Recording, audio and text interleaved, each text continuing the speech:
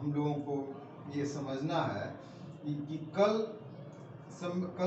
जो 26 नवंबर का तिथि था, ये बड़ा ही महत्वपूर्ण हमारे देश के लिए था। यह उस दिन संविधान दिवस मनाया जाता है पूरे देश में। और संविधान दिवस जो है वह एक इम्पॉर्टेंट इसलिए हो जाता है कि 26 नवंबर 1949 को बाबा साहब अम्बेडकर द्वारा कंप्लीट करके संविधान जो है वह पारित कर दिया गया था।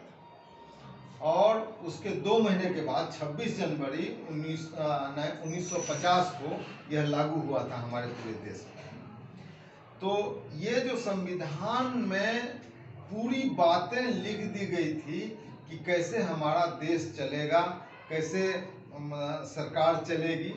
इसके पहले मोटा मोटी पूरे विश्व में एक किस्म का राजतंत्र जैसा माहौल था, लेकिन जो संविधान में बातें लिखी गई उसमें कहीं भी दूर दूर तक राजतंत्र वाली बातें बिल्कुल ही नहीं थी। ये बातें, इन बातों को समझने में लगता है कि नेताओं को 50 वर्ष लग गया होगा कि ये बातें, संविधान की बातें लोग ठीक से समझ नहीं पाए। और राजतंत्र का जो मेंटालिटी था लोगों का प्लस नेताओं का, वो बना रह गया।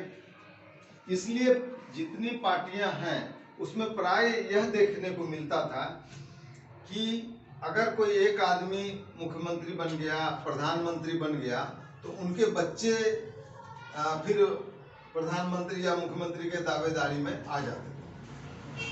इसका मतलब ये है कि मेंटालिटी जो था वह राजतंत्र वाली, जो पहले वाली मेंटालिटी खत्म नहीं हुई थी, जबकि संविधान में बिल्कुल ही समता मूलक समाज का और सबों को वोट का अधिकार, वोट के द्वारा ही सरकार बनेगी, यह स्पष्ट तौर से दिया हुआ था।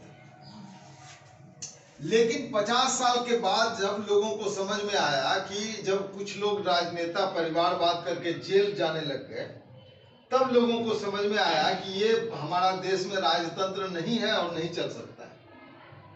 और अब क्या होगा कि जब जेल जाने के बाद अब उन लोगों को ये समझ में आया कि नहीं, यह भी एक किस्म का नौकरी टाइप का चीज हो गया कि 5 साल के लिए गए और हमको जो है काम, तनख्वाह मिल रहा है और हमको काम कर देना है, और उसके बाद जैसे ही हटेंगे तनख्वाह मेरा बंद हो जाएगा और नौकरी मेरी खत्म हो गई। इस तरह का उन लोगों के दिमाग में बातें आ गई। फिर ये उल्टी बातें दिमाग में उनके आ गई नेताओं के। 3 लोगों ने लोकसभा और विधानसभा